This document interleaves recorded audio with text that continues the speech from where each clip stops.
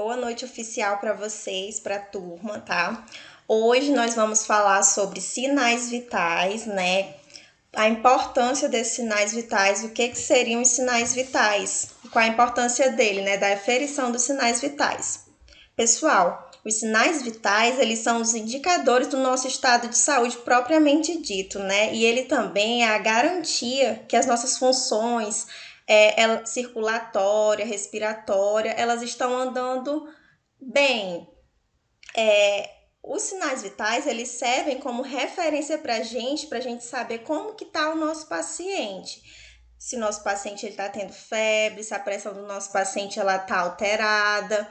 Os sinais vitais, ele nos mostra como que está o nosso paciente. E no contexto geral, os sinais vitais, eles são sempre aferidos antes de uma consulta, numa pré-consulta, no momento de uma pré-consulta, ou até mesmo de rotina mesmo, na unidade hospitalar.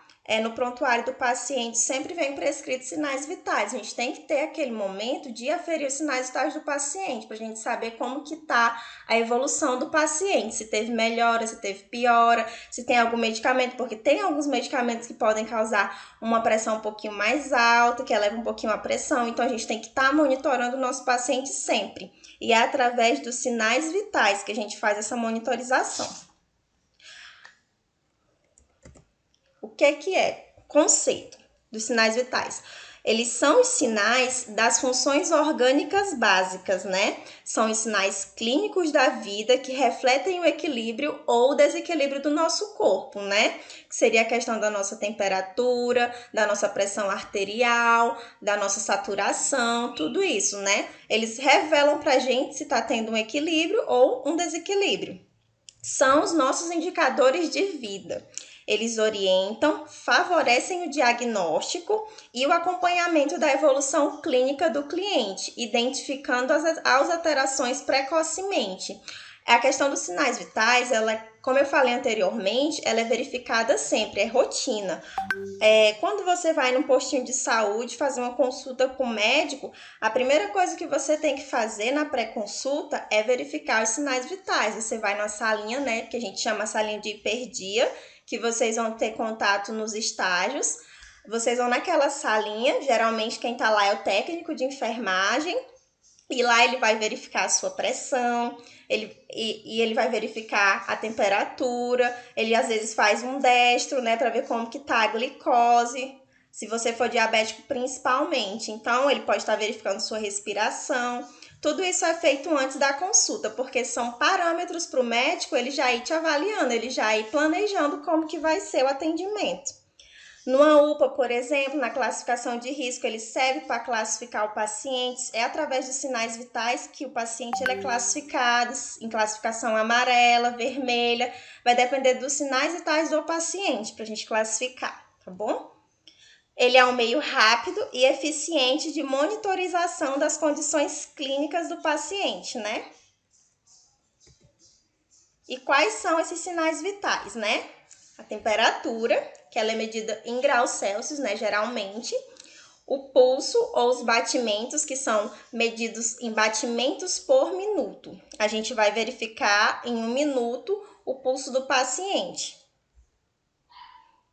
A respiração, a respiração também a gente vai verificar por minutos. Quando você for fazer uma anotação, você vai colocar RPM, que são respiração por minuto, ou IPM, tá bom?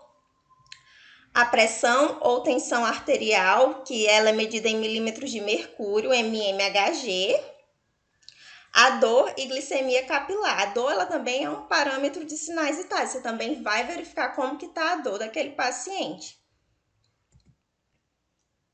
E quais são os princípios para a verificação dos sinais vitais?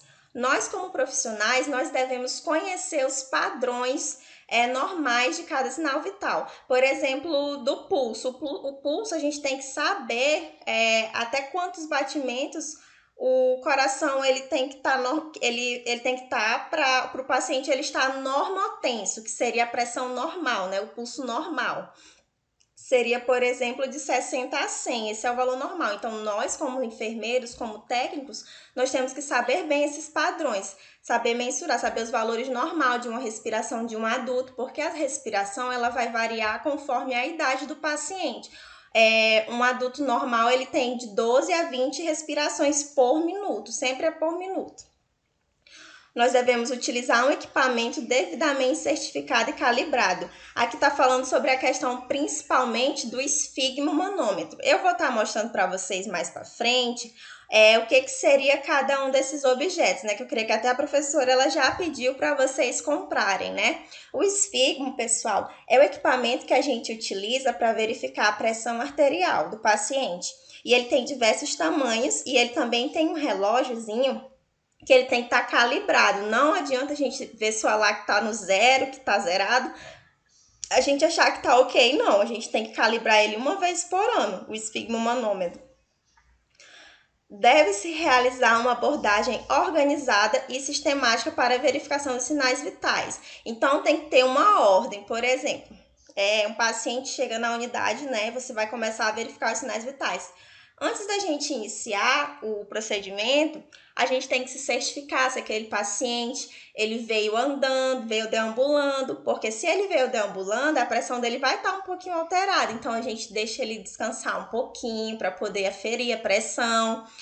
Mais ou menos de 5 a 10 minutos, ele fica ali repousando. A gente tem que se certificar que ele não fumou nos 30 minutos antes, que ele não ingeriu bebida alcoólica. Então, você tem que ter uma ordem. Então, para você esperar aquele paciente sentar e descansar, enquanto ele está ali descansando, você pode estar verificando a temperatura, né? Já faz a higienização do termômetro, coloca na axila.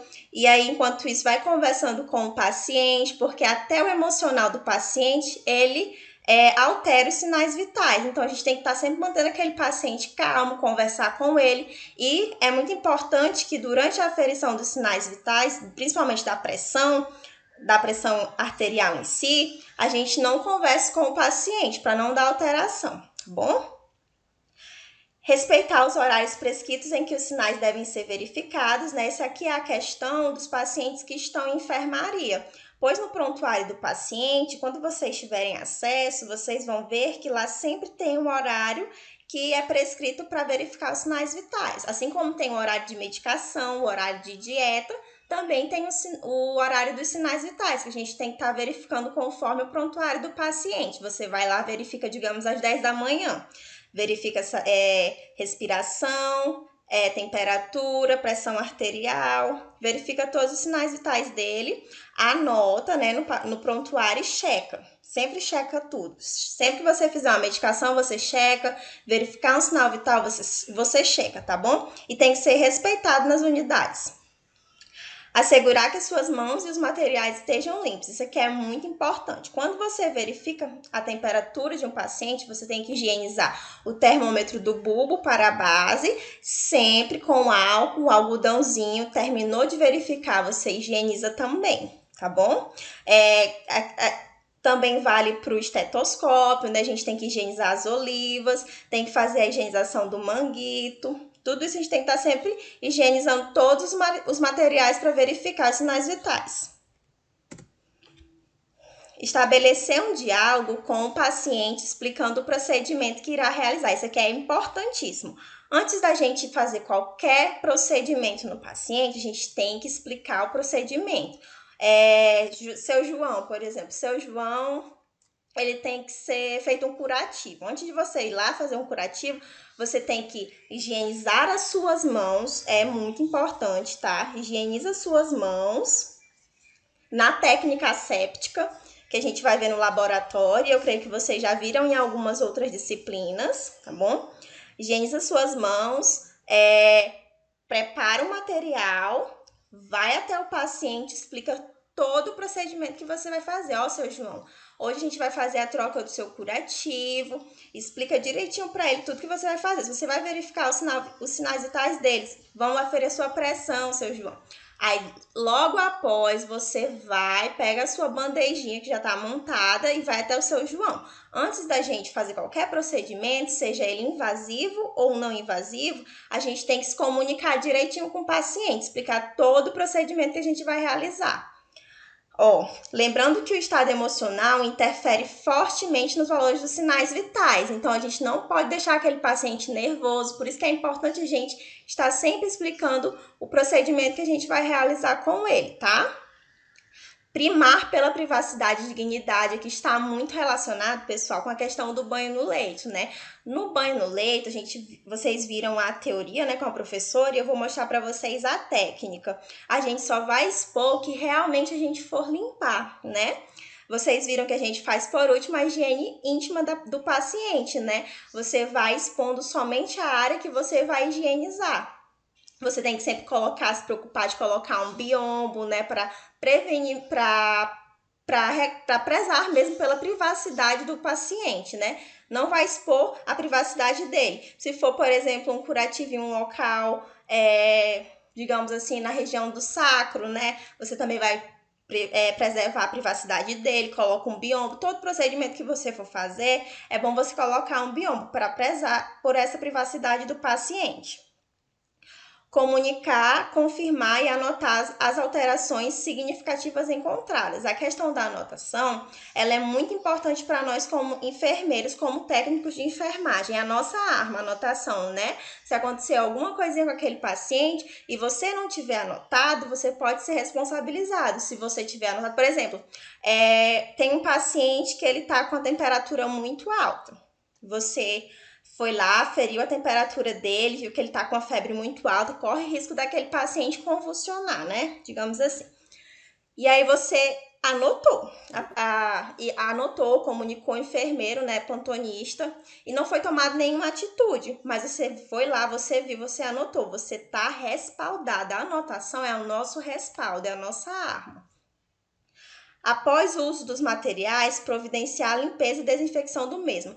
Toda vez que a gente fizer qualquer procedimento na unidade com o paciente, a gente tem que prezar pela organização do ambiente. Nos cuidados pós-mortes, a gente vai ver, e até mesmo no banho no leito, a gente vai ver que após a gente fazer todo o procedimento, a gente já vai aproveitar no final, já vai organizar o ambiente, higienizar o leito, trocar roupa de cama. Então, esses são alguns procedimentos que a gente sempre tem que fazer. E, consequentemente, desprezar lixo infectado no lixo infectado, roupa no hamper, agulha no pérfuro cortante. Você tem que deixar sempre aquele ambiente organizado, tá bom? E limpar todos os aparelhos, estetoscópio, esfigmo, bandeja, higienizar tudo, deixar o ambiente organizado. Quando que a gente vai verificar os sinais vitais? Na admissão do paciente, o paciente chegou, deu entrada numa unidade hospitalar, a primeira coisa que a gente verifica é os sinais vitais do paciente. A gente faz uma anamnese, pergunta como que foi que o paciente chegou, e tudo isso a gente vai colocar na nossa anotação, tá bom? Faz a entrevista, a anamnese e verifica os sinais vitais. É padrão em qualquer unidade. Vocês já ouviram falar do POP, que são os padrões operacionais? Os POPs, eles são utilizados muito na questão desses procedimentos, né? Banho no leito, troca de curativo. Na maioria das unidades que vocês forem trabalhar, quando vocês formarem, vocês vão ver a questão dos POPs. É para evitar, minimizar os erros. Então, sempre tem a questão dos POPs relacionado com os procedimentos. Eu fiz também, pessoal, vou passar para vocês um checklist bem legal, para vocês verem como montar uma bandeja de curativo simples, como montar a bandeja de sinais vitais. Eu fiz um checklist bacana que eu vou mandar para vocês no grupo, tá? Dentro da rotina de atendimento, né? Conforme a rotina, conforme tá lá no prontuário, checar, você tem que fazer a verificação dos sinais vitais e checar conforme tá no prontuário, às 10 da manhã, às 16 da tarde, fazer sempre e checar e anotar os padrões. Na pré-consulta ou na consulta hospitalar ou ambulatorial, foi a questão que eu dei para vocês de exemplo, num postinho de saúde, né? Antes do paciente ele se consultar propriamente com o médico, ele entra na sala de pré-consulta e já verifica todos os sinais vitais, e é o técnico que faz. Antes e após qualquer procedimento cirúrgico também, porque um procedimento cirúrgico ele é um procedimento invasivo, e aí o paciente ele pode rebaixar, a saturação pode cair, os batimentos pode aumentar, a pressão pode subir. Então, é importante a gente verificar antes e depois, para a gente ver como que está aquele paciente, como que está se comportando hemodinamicamente todo o sistema circulatório, respiratório daquele paciente, tá bom? Antes e após qualquer procedimento invasivo e de diagnóstico.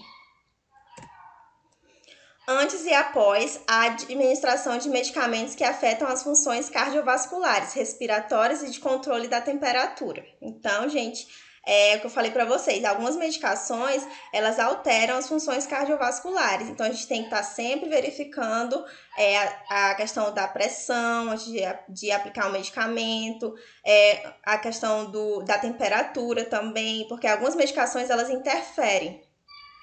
Sempre que o paciente manifestar qualquer sintoma inespecífico de dor ou desconforto físico. Então, esses são quando que a gente vai verificar os sinais vitais do paciente. São algumas das vezes que a gente vai ter que verificar. E qual é o material que a gente precisa para verificar os sinais vitais? Termômetro de mercúrio ou digital, né? Hoje em dia, a gente quase não encontra mais termômetro de mercúrio. E é muito bom para vocês aprenderem, porque chega na unidade, às vezes só tem termômetro de mercúrio e ele é mais certinho também. Então, se vocês conseguiram comprar de mercúrio, é melhor para a gente aprender, tá? Um recipiente com algodão embebido em álcool, né? Para a gente realizar a higienização do termômetro. Um relógio de ponteira, esse relógio ele vai auxiliar a gente, porque a gente vai contar por 1 minuto, né, a questão dos movimentos respiratórios, dos batimentos, então a gente conta tudo por 1 minuto, então é bom ter um reloginho. E eu vou dar para vocês uma diquinha, né, quando vocês forem verificar a respiração do paciente, vocês vão fingir que vão estar verificando o pulso, porque daí... Não sei se vocês perceberam, mas quando a gente fala sobre respiração, principalmente no paciente, se você falar para ele que você vai verificar a respiração dele, vai alterar a respiração. Então, você tem que fazer discretamente. Você coloca o dedinho no pulso, né, do paciente e aí vai contando a respiração dele, fingindo que está verificando o pulso. Um esfigmomanômetro calibrado, né, e estetoscópio. É importante que esse esfigmo ele seja calibrado pelo menos uma vez por ano. Papel para registro e caneta, né, porque após você verificar todos os parâmetros, você já vai anotar para não esquecer, para poder passar para o prontuário do paciente. Sobre a temperatura. A temperatura, pessoal, ela é regulada pelo hipotálamo. Ela é a capacidade do organismo em manter a nossa temperatura central relativamente estável à variação climática ambiental, possibilitando o funcionamento corporal metabólico e propiciando condições para a vida nas mais diversas condições ambientais. Então, ela é aquele equilíbrio entre a produção e a perda de calor do organismo, né? E ela é regulada pelo hipotálamo. É o hipotálamo que mantém a temperatura do nosso corpo. Quais são os valores normal? O valor normal em graus Celsius é de 35,5 a 37,4. Mas, pessoal, isso aqui varia muito conforme literatura, tá? Algumas literaturas, elas podem colocar para vocês que até 37,8, a partir de 37,8 é que o paciente vai ter febre. E algumas literaturas, ela pode colocar que é até 37,5, tá bom? Então, vai variar conforme as literaturas. E é 96,6 Fahrenheit a 99,3 Fahrenheit. Essas são as duas medidas que a gente tem, que é em centígrados e em Fahrenheit. Eu não sei falar muito bem esse nome. Partes do termômetro, nós temos o bulbo e a haste. Quando você for higienizar o seu termômetro, você vai embebedar o seu algodão com álcool e você vai higienizar do bulbo para a haste, tá bom? O bulbozinho é uma partezinha que eu vou explicar para vocês. Quais são os tipos de termômetro? Nós temos o digital, o de mercúrio e o timpânico. O timpânico vai verificar a temperatura no ouvido, tá bom? Aqui nós temos alguns modelos, né, de termômetro. Termômetro de mercúrio, que é esse aqui. Termômetro digital, que é o mais comum, né, que a gente vê. O auricular Esse aqui também é um modelinho de termômetro de mercúrio. Esse aqui é mais difícil da gente achar, esse primeiro aqui. Esse aqui já é mais comum da gente encontrar. Com infravermelho e o de fita também, tá? É mais utilizado para bebês, esse termômetro aqui de fita. Os fatores que afetam a temperatura, pessoal, é esforço físico, o aumento do metabolismo causado pela atividade muscular, né? A atividade muscular, ela afeta a temperatura da gente. Você percebe que quando você está correndo muito, correndo sem parar, corre 2, 3 quilômetros, você sente um calor no seu corpo, ele aumenta a sua temperatura, incluindo as contrações musculares produzidas pelos calafrios, a sensação de frio, né? E a vasodilatação também, pessoal. A vasodilatação, ela é um processo de dilatação dos nossos vasos sanguíneos através do relaxamento dos músculos e dos vasos. E eles estão relacionados diretamente com a manutenção da temperatura corporal, tá? E a febre ela também vai alterar a nossa temperatura. O que é a febre? Ela é a temperatura corpórea acima do normal. E como que são? Quais são as causas? As causas, elas podem ser patológicas, de ferimentos e emoções, né? As variações da temperatura, elas variam conforme o local de verificação. A axilar, a bucal, a oral, a retal e a inguinal. Conforme mais profundo, mais alta é a temperatura. A axilar, ela tem um valor e ela é um pouquinho menor. A bucal, ela já é um pouquinho mais elevada. A oral, a retal e a inguinal. Quanto mais profundo, digamos, no reto, é um pouquinho mais alta a temperatura do que comparado com a região axilar.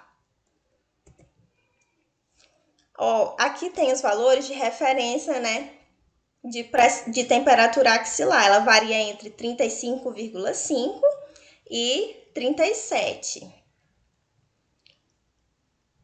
A temperatura oral, ela está entre 36 graus Celsius e 37,4. E a temperatura retal, ela está entre 36 a 37,5. Foi o que eu falei para vocês. A temperatura, conforme ela por exemplo, ela é mais próxima das cavidades, ela aumenta um pouquinho.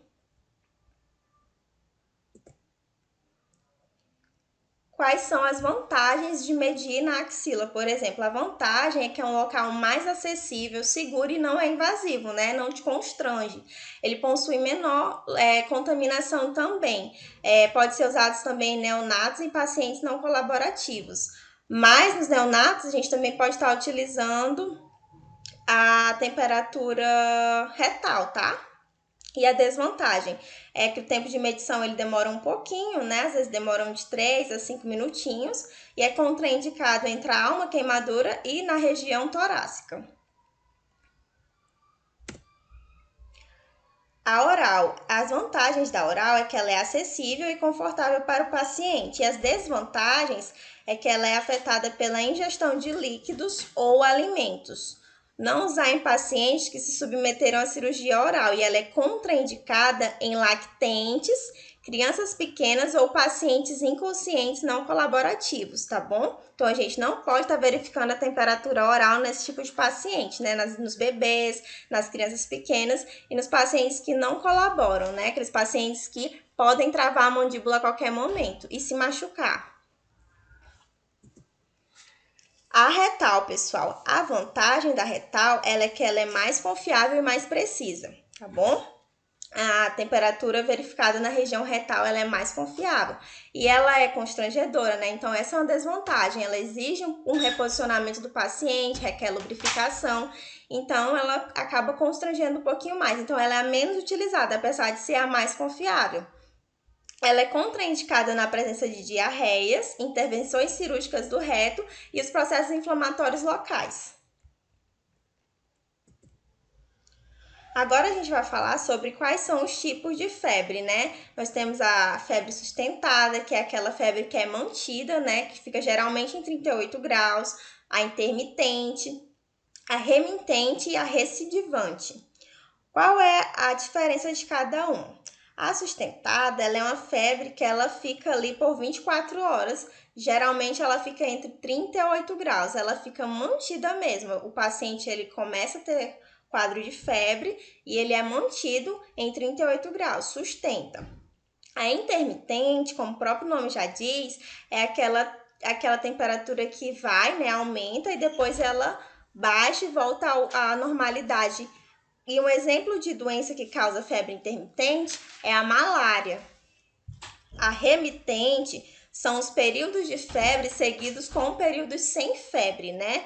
Você fica uma parte do seu dia com febre, né? A temperatura ela sobe e outra parte do dia sem febre. A recidivante, a temperatura ela varia entre faixas normais e febris, em intervalos maiores que 24 horas.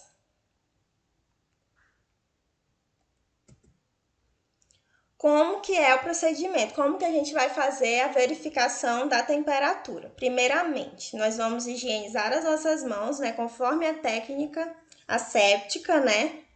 Vamos preparar o material em uma bandeja, levar o material para a enfermaria e explicar o procedimento para o nosso paciente. Esses são os passos que a gente tem que fazer. Vamos realizar a desinfecção do nosso termômetro utilizando o algodão, né, embebido no álcool. A gente realiza essa desinfecção do bulbo para a haste, tá bom? Sempre do bulbo para a haste. Vamos, se for o termômetro que tem a coluna de mercúrio, nós vamos certificar que a coluna de mercúrio ela está abaixo de 35 graus. Caso não esteja, nós vamos sacudir o termômetro de mercúrio, né? Vamos agitar ele para que ela desça, porque se você colocar na axila do paciente e essa coluna de mercúrio ela estiver acima, vai dar um valor alterado. Caso necessário, se o paciente tiver suado, alguma coisa do tipo, você vai enxugar a axila e vamos colocar o termômetro na região com o bulbo, que é aquela partezinha prateada, em contato direto com a pele do paciente, pedindo para que ele mantenha o braço sobre o tórax e com a mão no ombro oposto, porque pode ocorrer, se você não pedir para ele colocar a mão no ombro oposto, de ele esquecer, porque demora um pouquinho para a temperatura ela ser verificada. Demora cerca de 5 minutos, né? E se você não pedir para ele segurar o braço oposto, ele, na conversa, né, que geralmente a gente conversa um pouquinho com o paciente durante esse período, ele esquecer e derrubar o seu termômetro e quebrar, tá bom? Retire o termômetro após 5 minutos, né? Você vai retirar, você vai verificar a temperatura, você vai agitar ele novamente e vai higienizar. Tem que memorizar o resultado para poder fazer a anotação no prontuário. Vamos também, né, depois disso, realizar a desinfecção do termômetro, guardar todo o material, organizar o ambiente, lavar a bandeja, secar com papel toalha e passar álcool 70. Após todos os procedimentos, pessoal, a gente vai lembrar de sempre estar organizando o ambiente, limpando os materiais, higienizando os materiais, guardando tudo. Se for caso de descartar alguma coisa, nós vamos descartar no local correto, tá bom? Retirar as luvas e higienizar as nossas mãos. Checar o procedimento realizado, registrando o valor obtido na folha de anotação de enfermagem do prontuário do paciente. Então, é esse procedimento que a gente vai estar fazendo, né, para verificar a temperatura, tá bom? No laboratório, a gente vai estar praticando todo esse checklist, todo esse procedimento. Quais são as recomendações? Nós temos que comunicar as alterações ao enfermeiro, né? Foi até como eu dei aquele exemplo para vocês de um paciente que está com a temperatura alta, você verificou que a temperatura está alta, você comunica ao enfermeiro da unidade e recomenda-se o uso de termômetros digitais. O termômetro de mercúrio, o tempo é de 5 minutos. Os digitais, a gente vai utilizar ele conforme as recomendações do fabricante, tá bom? Geralmente ele apita quando termina de verificar a temperatura. Agora a gente vai ver sobre como que anota, né? As terminologias da temperatura. Normotermia seria a temperatura normal, tá bom? Quando você fala que o paciente ele tá com a temperatura dele tá normal, né? Aí você vai anotar a normotermia. Febrícula, ela é de 37 37,2 graus Celsius a 37,8. Eu já falei para vocês que isso vai variar conforme as literaturas, esses valores de referência. Febre ou hipertermia, a partir de 37,9. Algumas literaturas consideram a partir de 37,5, outras a partir de 37,8. Mas aqui a gente está estudando a partir de 37,9. A pirexia é maior que 39 a 40 graus Celsius e a hiperpirexia é maior que 40 graus Celsius. Hipotermia, pessoal, é a temperatura abaixo, né? A temperatura do corpo, ela tá abaixo de 30... Aí tem a classificação, hipotermia leve, moderada e grave. Hipotermia leve é uma temperatura entre 32 a 35 graus Celsius. A moderada é de 30 a 32 e a grave é menor que 30 graus Celsius. Também é muito importante a gente saber esses parâmetros, saber tanto os parâmetros normais da temperatura, os alterados, tanto para mais quanto para menos. O pulso, ele é o batimento que se percebe numa artéria que corresponde às condições fisiológicas e às condições sistólicas cardíacas. É uma sensação ondular que pode ser palpada em uma das artérias periféricas. A frequência de pulsação é o número de pulsações periféricas palpadas a cada minuto. Quais são os fatores que afetam a frequência cardíaca? A idade, pessoal. O ritmo circadiano, na manhã ele diminui, no final do dia ele aumenta, né? O gênero, as mulheres elas têm de 7 a 8 batimentos a mais por minuto. A atividade física, né? A gente percebe que quando a gente faz alguma atividade física, o nosso coração, ele dá aquela acelerada. A febre, o calor, a dor, as drogas, elas também alteram a frequência cardíaca. E o volume de sangue, pessoal. E quais são as características que a gente tem que verificar? Quando a gente vai verificar o pulso do paciente, a gente tem que estar atento à frequência, ao ritmo e à intensidade. A frequência é quantos batimentos por minuto que a gente vai estar verificando. A gente vai colocar, né, posicionar os nossos dedinhos ali e vai contar por 1 minuto. O ritmo é se ele é regular ou se ele é irregular, se aquele pulso ele é forte, filiforme, se ele é cheio ou fraco. Isso tudo é a intensidade e o volume, tá bom? Então, esses são os parâmetros que a gente tem que estar verificando. A frequência, ela corresponde ao número de pulsações por minuto e varia de acordo com a idade e o sexo. Esses valores aqui, a gente tem que verificar sempre, tá? Tem que saber. Nos adultos, é de 60 a 100 batimentos por minuto e nas crianças de 80 a 120 por minuto. Nos bebês, de 120 a 160, tá? Alguém fez uma pergunta, né? Deixa eu verificar aqui. Só um pouquinho, pessoal.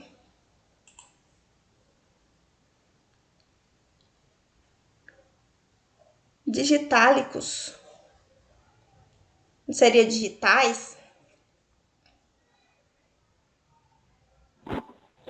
Boa noite, professora. Boa noite, pode perguntar. Foi eu que fiz essa pergunta. Está escrito digitálicos. Por isso que eu fiz a pergunta aí, que eu nunca ouvi falar essa palavra. Ah, tá. Os digitálicos, tu viu ele aqui, não foi? Deixa eu só voltar aqui.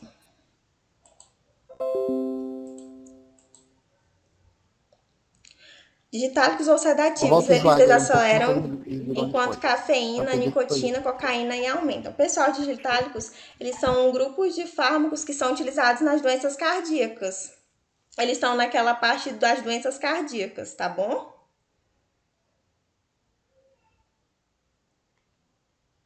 Entendeu direitinho? São os fármacos utilizados em doenças cardíacas. Alguns exemplos podem ser a digitoxina. São alguns fármacos que você vai estar utilizando quando o paciente ele tem alguma doença cardíaca. E os digitálicos e os sedativos, eles desaceleram, enquanto a cafeína e a nicotina, elas aumentam as contrações cardíacas, tá?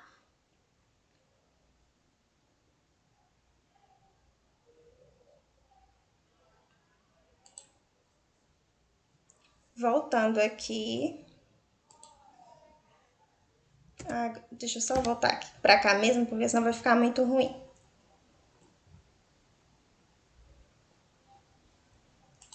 Vamos voltar para o pulso.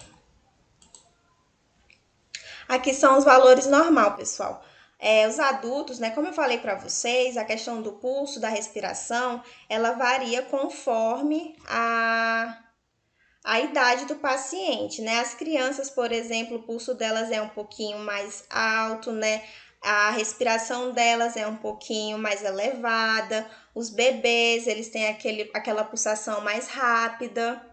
E a respiração também, consequentemente, tá bom? Os valores normais do adulto é de 60 a 100 batimentos por minuto. Quando você for verificar, você tem que contar e tem que estar entre esses valores, tá bom? Senão ele vai estar taquicárdico ou bradicárdico. As crianças é de 80 a 120 batimentos por minuto e os bebês de 100 a 160 batimentos por minuto. O ritmo do pulso, eles referem-se ao padrão das pulsações e das pausas entre elas. Quando regulares, são sucessivos. Quando irregular, é chamado de arritmia ou disritmia, tá bom?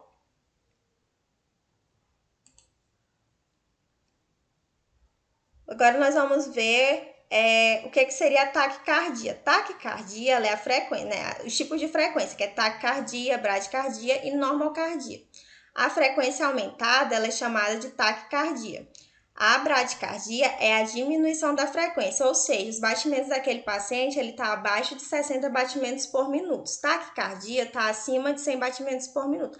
E normorcardia, né, que é normorcárdico, você vai anotar, por exemplo, o paciente, você foi lá, verificou o sinal vital do paciente e você contou e deu 70 batimentos. Você vai colocar que aquele paciente ele está normorcárdico e vai colocar 70 batimentos por minuto, tá bom? O ritmo do pulso. O ritmo é o intervalo entre os batimentos. Ele é arrítmico, né? Quando você percebe que não está batendo certinho. E disrítmico, quando o intervalo do batimento é diferente.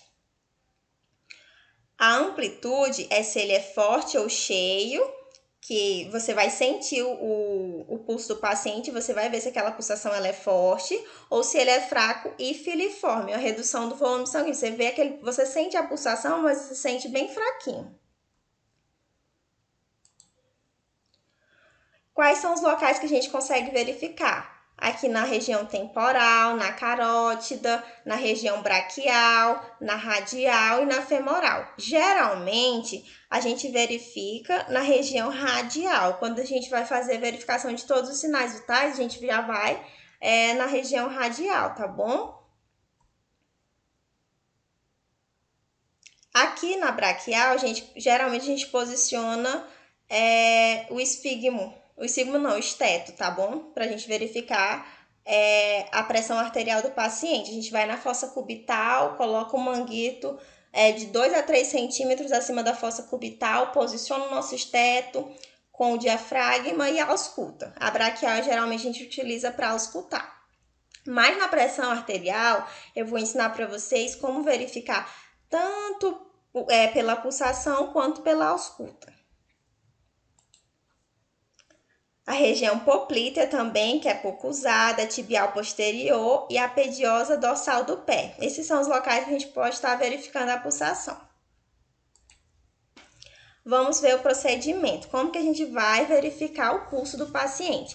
Vamos sempre, antes de todo procedimento, higienizar as nossas mãos, explicar o procedimento para o paciente e posicionar ele em forma confortável, né?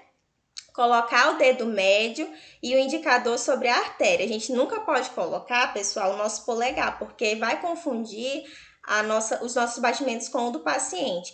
Eu geralmente uso o dedo médio e o outro dedo ao lado, sem ser o indicador. Não gosto de usar o indicador, esqueci o nome do dedo. Eu geralmente uso eles. Nós vamos verificar a frequência do ritmo e a amplitude. Contar durante 1 minuto inteiro e repetir o procedimento se necessário, porque vocês vão ter um pouquinho de dificuldade no início ao verificar o pulso do paciente. Às vezes você se perde na contagem, tem que contar novamente, mas tudo isso é questão de prática. Após todo esse procedimento, nós vamos higienizar as mãos e anotar no prontuário. Aqui não fala sobre calçamento de luvas, mas é muito importante que, principalmente nessa época agora de pandemia, de tudo, a gente coloque sempre luva, coloque bem os EPIs, nos paramentemos mesmo, para poder ter contato com o paciente. Quais são os materiais? É o relógio e o papel para anotação, né? E a caneta. Esses são os materiais que a gente vai utilizar para verificar o pulso.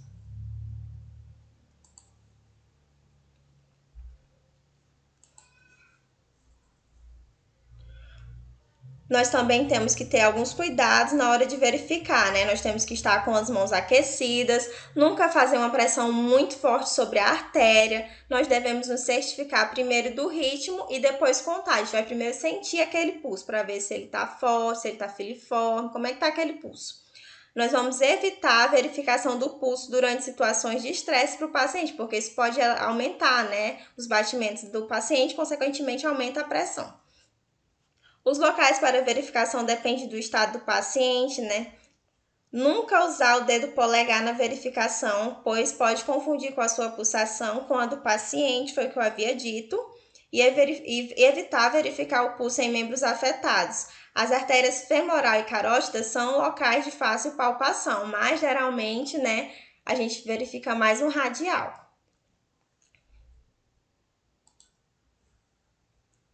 Quais são as terminologias? Como você vai anotar? Normorcardia é a frequência de 60 a 100. O paciente ele tá com a frequência boa, né? A frequência de batimentos ela tá boa. Bradicardia, frequência abaixo de 60. Taquicardia, acima de 100 batimentos por minuto. Taxfigmia é aquele pulso que ele é fino e taquicárdico, né? E bradisfigmia é um pulso fino e bradicárdico.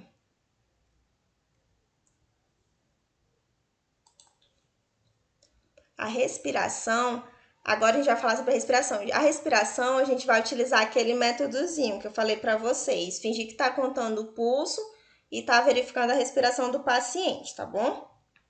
Ela é um processo através do qual ocorre a troca gasosa entre a atmosfera e a célula do organismo, né, que é a hematose.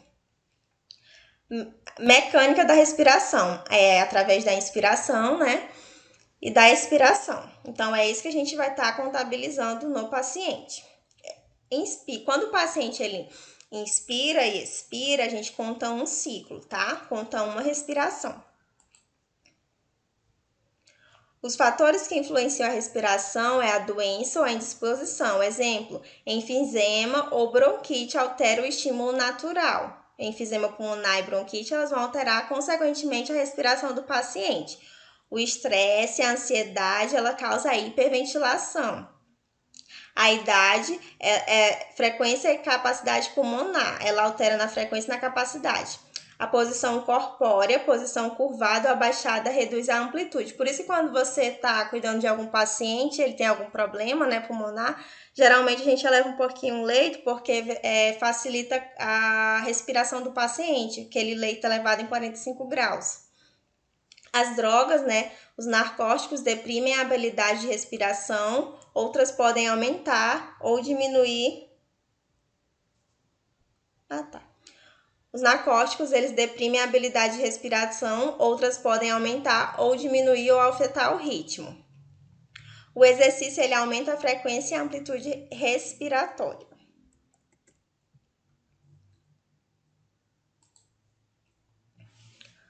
Quais são os padrões, né? Nos adultos, pessoal, é de 12 a 20 respiração por minuto. Você vai contar 12 a 20. Nas crianças, de 20 a 30. E nos bebês, de 30 a 60. A gente vai verificar a profundidade da respiração e o ritmo ventilatório, tá bom? Então, como que a gente vai fazer? Nós devemos observar uma inspiração e expiração plena quando contar a frequência da respiração. A frequência respiratória ela varia de acordo com a idade. A faixa usual da frequência respiratória diminui durante toda a vida. Ela é avaliada através da observação do grau de movimento da parede torácica.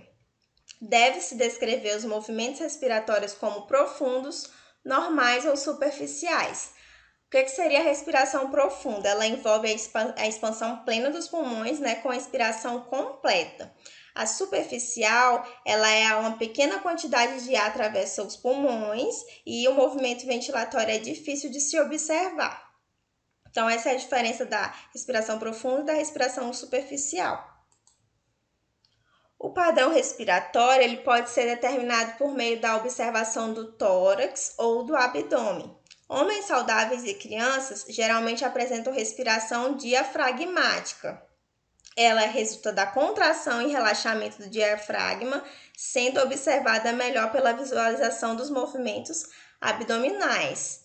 As mulheres elas tendem a usar os músculos torácicos para respirar. Os movimentos eles devem ser observados na parte superior do tórax. Então, no homem, a gente vai verificar mais a parte abdominal. A gente vai ver mais. Quando você for verificar a respiração do homem, você vai ver mais o abdômen se movimentando. E nas mulheres, a questão superior do tórax.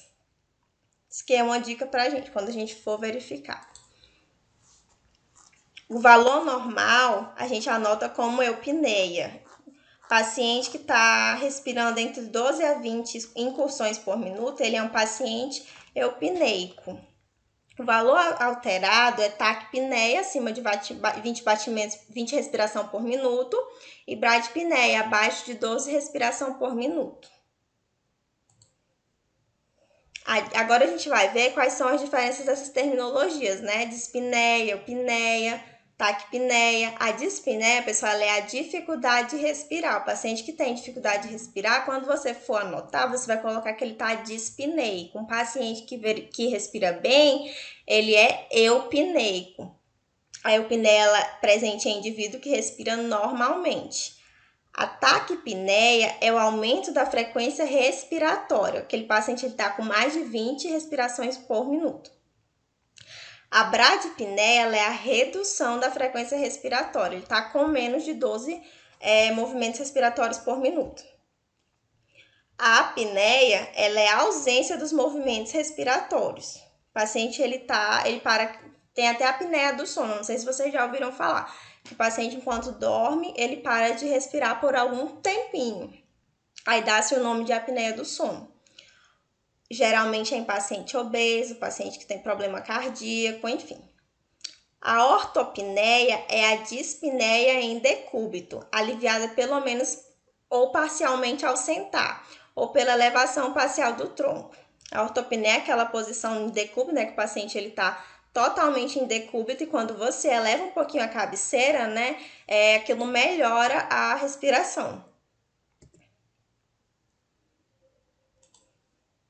Quais são os materiais? A gente vai precisar de um relógio, um papel para anotação e a caneta, né? O procedimento é bem simples, pessoal. Como todos os outros, a gente vai realizar a higienização das mãos, vamos posicionar o paciente em posição confortável. A gente explica também o procedimento para o paciente, coloca a mão no pulso radial do paciente, como se fosse controlar o pulso e observar os movimentos respiratórios. A gente vai fazer aquele macete que eu falei para vocês. A gente vai fingir que está contando o pulso, mas na verdade a gente está verificando a respiração do paciente. Nós vamos contar a frequência respiratória durante 1 minuto e observar como que tá aquela frequência, tá bom? Se ela tá rápida, se ela tá normal. Se os movimentos respiratórios são anormais, conta-se o número de movimentos durante 1 minuto completo. Mas geralmente a gente conta por 1 minuto em todos, tá? Normal ou anormal. Porque tem algumas pessoas que contam 30 segundos e multiplicam por 2, mas isso é errado, tá? A gente tem que contar por 1 minuto. Depois a gente higieniza as nossas mãos e anota no prontuário. Aqui ele também fez sem luvas, mas hoje a gente coloca luva para tudo. É necessário que o paciente ele esteja tranquilo e em silêncio. E é importante que o paciente não perceba que o número de respiração está sendo verificado, pois isso poderá interferir no padrão respiratório, tá bom? Como eu havia dito para vocês, né? A gente finge que está verificando o pulso e verifica a respiração, para o paciente não perceber. Agora a gente vai falar sobre a pressão, né? O que é a pressão arterial, pessoal? Ela é a força que é exercida pelo sangue no interior das artérias. Nós temos a sístole e a diástole, né? A sistólica é a máxima e a diastólica é a mínima. A sistólica, ela representa o volume de sangue lançado na corrente sanguínea em cada sístole cardíaca. A diastólica, ela representa a resistência que os vasos oferecem ao volume recebido. A unidade padrão, né, que a gente verifica são os milímetros de mercúrio, mmHg. Toda vez que você for fazer uma anotação de pressão arterial, você vai colocar, digamos que... As pessoas, gente, elas falam 12 por 8, né, que é a pressão normal. Mas o correto é 120 por 80 numa anotação. Quando você coloca 120 por 80, você não vai falar para o seu paciente que a pressão dele deu 120 por 80. Ele vai ficar, meu Deus, o que é isso? Ele não entende, né? O 12 por 8 é uma linguagem popular da gente tratar com o paciente. O 14 por 9, mas o certo na anotação é 140 por 90, 120 por 80. E no final, mmHg, que são os milímetros de mercúrio, tá bom? Qual é os instrumentos, né? Nós temos a coluna de mercúrio, o ponteiro e o pulso. Os instrumentos utilizados para medir a pressão é o esfigmo e os tipos utilizados são esses. O mais comum é esse aqui, né, do meio, e o melhor, né, mais fidedigno. Também tem gente que utiliza muito a questão do digital, mas eu prefiro bastante verificar com esse aqui mesmo. Nós também utilizamos o esteto, né, para verificar, porque eu falei para vocês que a gente vai verificar a pressão tanto pela palpação quanto pela ausculta, né? Só uma não é bem fidedigna, não é bem certinha. Ele é um instrumento que amplifica os sons e transmite até os ouvidos do operador. O estetoscópio, eu vou falar um pouquinho para vocês como que ele é composto. Ele tem as olivas auriculares, que a gente tem que estar sempre higienizando com álcool. A biauricular, né, que é essa partezinha aqui. A campanula, geralmente, ela é utilizada também, pessoal, para verificar a pressão, mas a gente utiliza mais o diafragma, tá? E o tubo. O diafragma, a gente posiciona ele aqui na fossa cubital, na artéria braquial, tá bom? A fossa cubital, ela fica 2 centímetros, aí você já coloca o manguito, de uns 2 dedinhos acima. Aí você coloca o manguito, que é do esfigmomanômetro. A gente vai ver tudo isso na prática. A série de sons que o operador ouve ao verificar a pressão sanguínea são chamados de Korotov.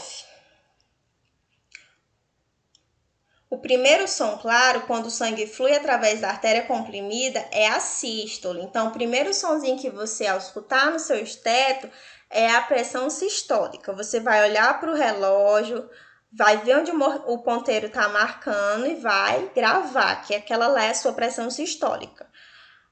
A diastólica, ela ocorre quando o som muda ou desaparece. A última batidinha que você ao escutar é a sua diástole. Então, quando você vê lá no relógio, digamos que parou no 7, você já vai marcar aquele valor, vai decorar aquele valor para fazer a anotação.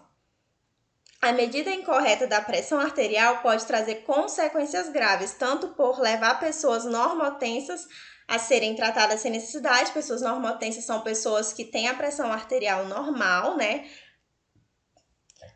Ou ao contrário, deixar de tratar as pessoas hipertensas, né? Se você não souber verificar uma pressão, ou então não se preocupar com alguns parâmetros, como se aquele paciente ingeriu cafeína 30 minutos antes, se ele fumou, se ele praticou atividade física 1 hora antes. Se você não fizer toda essa anamnese antes dessa entrevista, se você não perguntar, isso pode alterar a pressão do paciente na hora de verificar. Pode dar valores errados. E aí você pode deixar de tratar ou tratar um paciente sem necessidade. Então é importante a gente estar ligado em tudo. Até o tamanho do manguito, ele influencia no valor da pressão. Agora a gente vai ver alguns fatores, né? A idade, ela influencia. As drogas, elas podem aumentar ou diminuir a pressão. A gente sabe que a questão da idade é que as pessoas mais idosas, elas tendem a ter a pressão mais elevada. O cotidiano, a pressão ela é mais baixa pela manhã e ela aumenta durante o final da tarde ou no começo da noite e atinge o pico e diminuindo a seguir. O gênero, né? As mulheres, elas tendem a ter a pressão mais baixa. O exercício, ele também aumenta a pressão, mas, pessoal, aqui é interessante. As mulheres, elas tendem a ter a pressão mais baixa, mas quando elas envelhecem, elas tendem a ter a pressão mais alta. Elas se tornam hipertensas com mais facilidade que os homens. As emoções e dor, a dor também eleva a pressão. A obesidade, pessoal, a pressão sanguínea nos membros inferiores, elas tendem a ser 10 milímetros de mercúrio mais elevada. Então, se você vai verificar no membro inferior, ela é um pouquinho mais elevada. E uma dica também, a gente verifica a pressão geralmente no membro superior esquerdo. Mas, digamos que é a primeira consulta do paciente, você quer fazer uma curva pressórica, que é aquele paciente, saber se aquele paciente é hipertenso. E é a primeira vez que você vai verificar a pressão dele. Você pode estar verificando no membro direito e no membro esquerdo. Membro superior direito e membro superior esquerdo. E anotar o maior valor. Sempre é assim. Às vezes a alteração é mínima, mas às vezes acontece de alterar bastante. Então, quando for um paciente que vai a primeira vez fazer a curva pressórica, a gente acaba verificando nos dois braços, anota o de maior braço e passa a verificar sempre naquele braço que deu maior, tá bom? Que deu valor maior. Mas geralmente a gente verifica no membro superior esquerdo. Agora a gente vai falar um pouquinho sobre a classificação da pressão, como que ela tá normal, como que ela tá limítrofe, hipertensão estágio 1. Lembrando que existem duas tabelas, tem a da American Heart e tem a do Ministério da Saúde, tá bom? Para essa classificação. A classificação da pressão arterial ótima. Todo mundo sabe que 12/8, né, a pressão ela tá ótima. Então, 120/80, ela é uma pressão ótima. Normal, pessoal, ela é de 130 a 85 milímetros de mercúrio. A limítrofe vai de 130 a 139, de 85 a 89. Quando que eu vou começar a classificar a hipertensão? Nós temos a hipertensão estágio 1, 2, 3 e a hipertensão sistólica isolada. A estágio 1, ela vai de 140 a 159 milímetros de mercúrio, né, na sístole, e a diástole vai de 90 a 99. O estágio 2 é de 160 a 179 na sístole e a diástole vai de 100 a 109. O estágio 3, ele é menor ou igual a 180 e menor ou igual a 110. E a hipertensão sistólica isolada, ela é menor ou igual a 140 e maior que 90. Quando as pressões sistólica e diastólica situam-se em categorias diferentes, a maior deve ser utilizada para a classificação da pressão arterial. Foi o que eu falei para vocês. Você vai verificar nos dois, né, membros e vai anotar o que deu valor maior.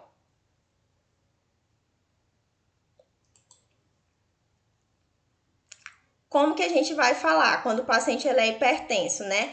A hipertensão ela é a PA acima da média, a hipotensão ela é a PA inferior abaixo da média, aquele paciente ele está com a pressão menor que 120/80. A convergente, ela é quando a sístole e a diástole elas se aproximam. Exemplo, 120 a 100. E a divergente é quando a sístole e a diástole elas se afastam, 120 a 40. Digamos assim, a sístole e a diástole, elas vão se aproximar na convergente, vai ser, por exemplo, de 30 milímetros de mercúrio, 20 milímetros de mercúrio. E a divergente vai ter um valor de sístole tipo 120 e a diástole vai estar muito abaixo de 80, ela vai estar em 40. Então, aqueles valores, eles se separam muito, eles se afastam muito. Já na diástole, eles se aproximam. Aqui a gente percebe que a diferença da sístole para a diástole é apenas 20 milímetros de mercúrio. Então, eles estão os valores muito próximos. E na divergente, está 60 milímetros de mercúrio de diferença. Então, ela é uma pressão divergente, ela está bem mais afastada.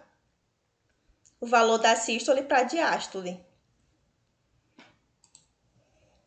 Existe a hipertensão, pessoal. Ela existe quando a pressão sistólica ou diastólica ou ambas permanecem acima dos limites normais, se for levada em conta a idade do indivíduo, né? Ela é uma pressão de 140/90. Uma elevação ocasional na pressão do sangue não significa necessariamente hipertensão. Geralmente, elas estão associadas à ansiedade, obesidade e doenças vasculares. Ela ocorre quando as medidas da pressão elas situam-se abaixo do normal, tanto a sístole quanto a diástole, né? A hipotensão ela ocorre quando a pressão está abaixo de 120/80. A permanência da pressão sanguínea baixa parece não prejudicar, mas nós devemos fazer o controle. A pressão baixa ela geralmente está associada a choques hemorrágicos e efeitos secundários de drogas, então sempre a gente tem que monitorar tanto a hipertensão quanto a hipotensão. Agora a gente vai falar sobre os materiais, sobre como que a gente vai fazer para verificar a pressão do paciente, qual é o procedimento que a gente tem que fazer. Nós vamos explicar primeiramente, né, o procedimento para o paciente, deixá-lo em repouso por pelo menos 5 minutos em ambiente calmo e deve instruir ele a não conversar durante a aferição, né, por conta dos valores que podem ser alterados. As possíveis dúvidas nós devemos esclarecer antes ou após o procedimento. Nós vamos certificar, né, antes de verificar a pressão, que o paciente ele não praticou exercícios físicos há pelo menos 60 minutos, ele não ingeriu bebidas alcoólicas ou café e alimentos no mínimo 30 minutos anterior e não fumou, né, durante 30 minutos anterior. Então, antes de você começar a verificar a pressão do paciente, você tem que fazer essas perguntinhas para ele. Se ele veio andando, você espera ele descansar um pouquinho. Você já vai perguntando para ele: o senhor praticou atividade física 1 hora atrás? Ele vai dizer não. Ingeriu bebida alcoólica, café? Não. 30 minutos antes? Fumou 30 minutos antes? Aí se ele disser que não, ok, você já pode verificar, tá bom? A gente também tem que prestar bastante atenção com relação ao posicionamento do paciente. O paciente ele não pode estar de pernas cruzadas, ele tem que estar sentado e as pernas devem estar descruzadas. Os pés eles têm que estar apoiados no chão, o dorso ele tem que estar recostado sobre a cadeira, o braço ele tem que estar na altura do precórdio, né, que é o ponto médio do externo, ou o quarto espaço intercostal, né, que seria na altura do coração. A gente fala da região precordial. Livre de roupas, apoiado com a mão voltada para cima e o cotovelo levemente fletido. Então, tudo isso a gente tem que levar em consideração, tá bom? Verifica tudo. Parece que é um imã. Quando a gente vai verificar a pressão do paciente, a primeira coisa que ele faz é cruzar as pernas. Não sei se vocês já perceberam. Então, a gente já tem que ver se está tudo certinho para a gente começar a verificar. Para a medida propriamente, nós temos que obter a circunferência aproximada no meio do braço. Após a medida, selecionar o manguito e o tamanho adequado do braço. Aqui está falando sobre o tamanho do manguito, pessoal, porque uma criança, por exemplo, a gente vai utilizar um manguito menor. Em obesos, por exemplo, se você está numa unidade e não tem um manguito que dê, você pode estar aferindo no antebraço também, tá bom? Nós vamos colocar um manguito sem deixar folgas de 2 a 3 centímetros acima da fossa cubital, né? Que seria aqui onde fica a artéria braquial, tá? Centralizar o meio da parte compressiva do manguito sobre a artéria braquial, né? Nós vamos palpar a artéria braquial e vamos centralizar o manguito. Estimar o nível da pressão sistólica pela palpação do pulso radial e o seu desaparecimento responderá à pressão sistólica. Nós vamos colocar o manguito, né, pessoal? Vou retornar. Nós vamos colocar o manguito de 2 a 3 centímetros da fossa cubital. Nós vamos centralizar a parte compressiva do manguito sobre a artéria braquial. Você vai colocar o seu dedo, vai palpar a artéria braquial e vai colocar lá a parte do manguito e estimar o nível da pressão pela palpação do pulso radial. Aqui a gente vai fazer tanto a questão da aferição da palpação pelo pulso radial quanto pela ausculta. Nós vamos palpar a artéria braquial na fossa cubital e colocar a campanula do diafragma do estetoscópio sem compressão excessiva. Inflar rapidamente até ultrapassar de 20 a 30 milímetros o nível estimado da pressão sistólica obtido. Proceder à deflação levemente, velocidade de 2 milímetros por segundo. e determinar a pressão sistólica pela ausculta do primeiro som, que é, em geral, fraco, seguido de batidas regulares e após aumentar ligeiramente a velocidade de deflação. O primeiro som, como eu falei para vocês, refere-se à pressão sistólica, e quando esse som vai desaparecendo, o último som é a pressão diastólica. Determinar a pressão diastólica no desaparecimento do som, auscultar cerca de 20 a 30 milímetros de mercúrio abaixo do último som para confirmar seu desaparecimento e depois proceder à deflação rápida e completa. Se os batimentos persistirem até o nível zero, determinar a pressão diastólica no afastamento dos sons e anotar valores da sístoles e da diastólica em zero. Sugere-se esperar em torno de 1 minuto para a nova medida, embora esse aspecto seja controverso. Então, se você não conseguiu verificar a pressão na primeira tentativa, você tem que esperar 1 minutinho para poder verificar novamente, porque senão esse valor pode alterar. Informar os valores de pressão arterial obtido para o paciente, né? A gente vai falar para o paciente naquela forma popular de se falar, né? Não 120/80, não 140/90, 12/8, 14/9. Anotar os valores exatos e o braço em que a pressão foi medida. Aqui a gente vai falar algumas causas que podem enganar, né? Que podem levar a valores alterados da pressão. Sistemas inadequados ou calibrados ou não testados, né? Aqui seria a questão do calibramento do manguito, do nosso esfígmo. Os defeitos do esfígmo, ponteiro ou coluna de mercúrio, orifício dual obstruído. O tamanho da braçadeira, em desacordo com o braço do paciente, também altera, né, os valores da pressão. Aqui nós temos os manguitos.